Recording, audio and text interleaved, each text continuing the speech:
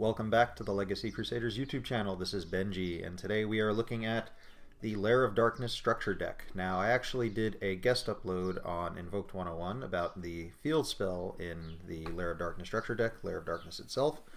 But in this video, we'll be talking about the other 5 new cards from the structure deck. If you want to see more details about Lair of Darkness, you can go check out the video posted over on his channel. The deck will interact with the field spell, so as we go through the other cards, we will be mentioning them here and there. So let's get into the first card, Diablos Lord of the Lair. So Diablos is a level 8 Dark Dragon type monster with 3000 attack and 2000 defense. His first effect is continuous. It says your opponent cannot tribute this face-up card on the field. Also, they cannot target it with card effects. So if Skill Drain is activated, you can do all of those things to him. His other effects can each be used once per turn. Bullet point number 1. If a dark monster or monsters you control is tributed, except during the damage step, you can special summon this card from your graveyard if it was there when you tributed it, or hand, even if not. So that's a very confusing statement. So if a dark monster you control is tributed, except during the damage step, is important because his effect is to summon himself, and the types of effects that be activated in this damage step are ones that negate the activations of cards, or alter attack and defense, or counter traps, of which he is none of these. So if you were to attack into your opponent's Purple Poison Magician with Inferno Deviati, and then attempt to negate Purple Poison by tributing Deviati while Lair of Darkness is on the field, making Deviati a dark monster, you would not be able to trigger Darkest Diablos to summon it. I just wanted to add that Darkest Diablos' effect to summon himself is a trigger effect. Now, trigger effects can activate whenever their trigger is met. There are some exceptions, and certain ones that do activate in the damage step are ones that activate when a card is moved from one place to another, such as Purple Poison Magician. So when it's destroyed, it'll be either sent to the extra deck face up, or it'll be sent to the graveyard if it's negated on top of the extra deck. But Darkest Diablos is in the graveyard the entire time. It will not trigger. You can look for more details of this on the Judges Forum. This is not meant for this video. I'm actually adding this in after the fact, just for completeness and correctness. One more thing, he has a trigger effect to summon himself, so he activates in a separate chain at the resolution of the current chain. And we'll get back to the video. The part in parentheses about it saying if this card was there when it was tributed just pretty much says that if you tribute Darkest Diablos, he will not be able to activate. And the part about it saying or hand, even if not, means that if you were to chain something like Firewall Dragon and bounce the Darkest Diablos back to your hand after you tribute it, you can activate the Darkest Diablos in your hand. So you can't use Darkest Diablos to tribute itself to activate its second effect and then summon that same copy of Darkest Diablos, although you can very easily just have 2 of them, one in the graveyard and one on the field. If the one on the field is tributed to activate itself, and then the second one in the graveyard was in the graveyard when it was tributed, so that one can activate. So that's a pretty neat little interaction. And the second effect is you can tribute one dark monster, and your opponent places 1 card from their hand on either the top or bottom of their deck, and that is their choice, so they choose the card. And it doesn't have to be a monster you control, so if Lair of Darkness is on the field, you can tribute one of their monsters for that effect. Although the part about summoning Darkest Diablos does say when a monster you control is tributed, and the wording of the field spell specifically says you can tribute a monster even though you don't control it. So when you tribute your opponent's monsters, you cannot trigger Darkest Diablos to special summon himself from the graveyard. Let's take a look at Lilith Lady of Lament. So Lilith is a level 3 Dark Fiend type monster. Its effect reads as follows. If this card is normal summoned, its original attack becomes 1000. So that is an unclassified effect, similar to what Barbaros has and Fusilier Dragon, both of which there is a ruling for that if this card's effect would be negated, its attack will revert back to 2000. Also, this is a level 3 Dark Fiend, so you can summon it from the deck off of a card like Torgath from the Underworld, and because its effect will be negated, it'll come out at 2000 attack points. Pretty cool. It has a quick effect. You contribute 1 dark monster to reveal 3 normal trap cards from your deck. Your opponent randomly chooses one for you to set to your field, and you shuffle the rest back into your deck. So, you can only use this effect of Lilith Lady of Lament once per turn. Your opponent chooses the card, but they don't see the card, so when they select between 3 face-down traps, when they select it, you get to place it in any of your zones. The tribute is a cost, so if you have Lair of Darkness on the field, you contribute one of your opponent's monsters as a cost, so before they can respond to the activation. So that's the first thing that happens, is that the tribute would occur, and then the trap is selected at resolution and set to the field. Now, even if Lilith is negated, you can activate the effect to tribute a card, which is a cost, so if you summon it off Tour Guide, you can then tribute one of your opponent's monsters for no effect, because it'll have its effect negated, so that's pretty cool. Next up, we'll take a look at Ahrima the Wicked Warden. Now, this card has two ignition effects, both of which can only be activated during your main phase.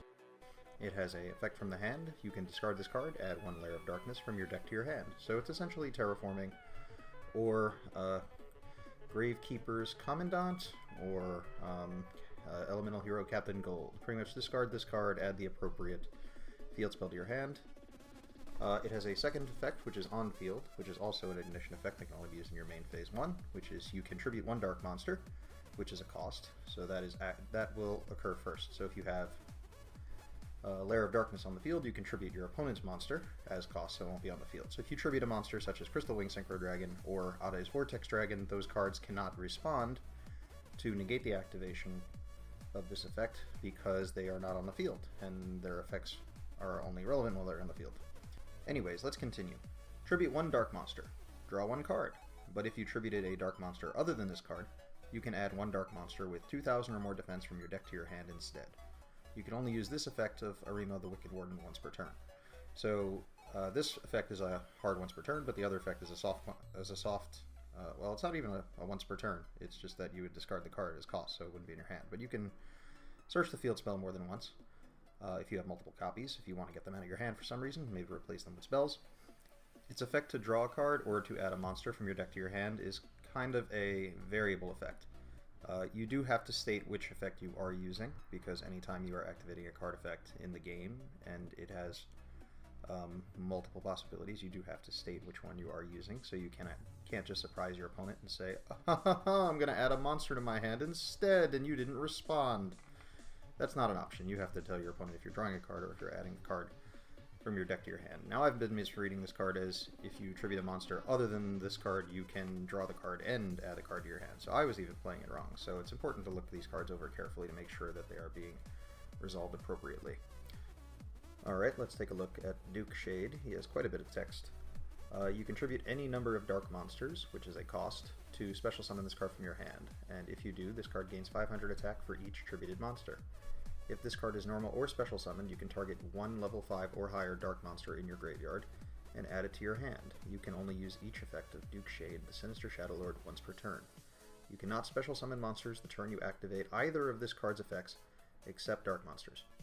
So Duke Shade's first effect is not an inherent summon, it is an activated effect. So you first tribute monsters as cost, and then it activates as Chain Link 1.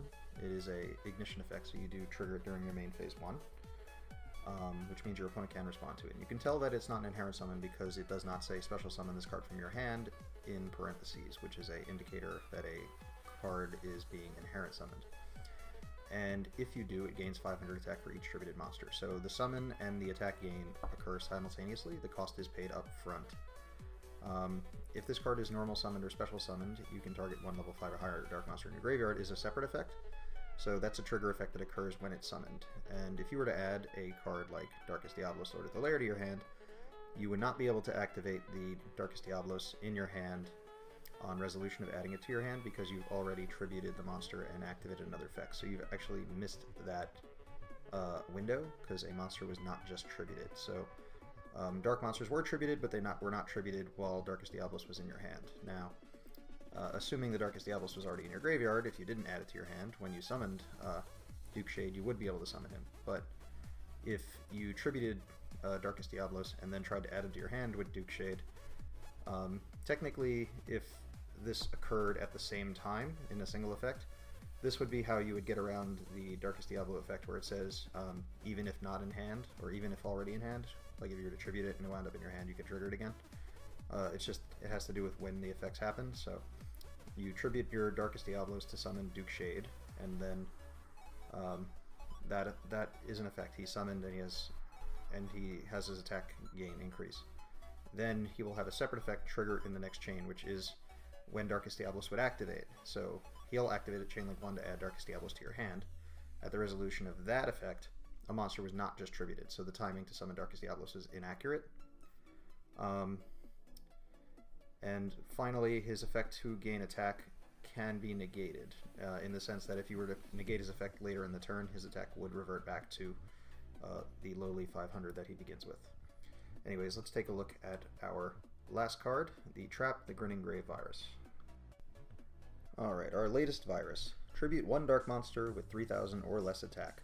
Your opponent destroys 1 card in their hand and or deck for every 500 attack the tributed monster had on the field. Also, if you tributed a monster with 2000 or more attack, check all cards your opponent draws until the end of their third turn after this card's activation, and destroy all monsters among them. Cards destroyed and sent to the graveyard by this card's effect cannot activate their effects the turn they were destroyed. So, firstly, the tribute of a dark monster is a cost, and it's assumed that you'll have to tribute your own unless you have Lair of Darkness on the field. Your opponent destroys 1 card in their hand or deck is their option, so if they don't want to destroy cards in their hand, they will just not choose to do so. So the maximum number of cards your opponent can destroy is 6, because the highest attack monster you can tribute for this is 3000. So your opponent will either destroy any cards in their hand or deck, and they can do a mix, so they can do like 1 in their hand and 5 in their deck if they actually have a card in their hand they want to send to the graveyard. The only saving grace I can see for this card, as it is a terrible card, is if you tributed a monster with 2000 or more attack, you get to see all cards your opponents draw. Not cards that they add to their hand, only cards that they draw until the end of their third turn, and you only destroy the monsters. And the cards that are sent to the graveyard by this effect cannot activate their effects the turn that they were destroyed. Now that doesn't mean cards with their name.